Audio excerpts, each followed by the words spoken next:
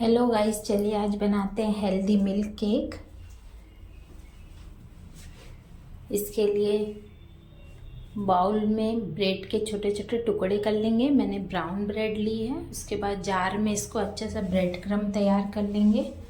Pan में sugar add करेंगे, आधा चम्मच घी ऐड करेंगे और उसका अच्छे से कैरेमल तैयार कर लेंगे। उसके बाद ब्रेड क्रम्ब को अच्छे से उसमें मिक्स कर लेंगे।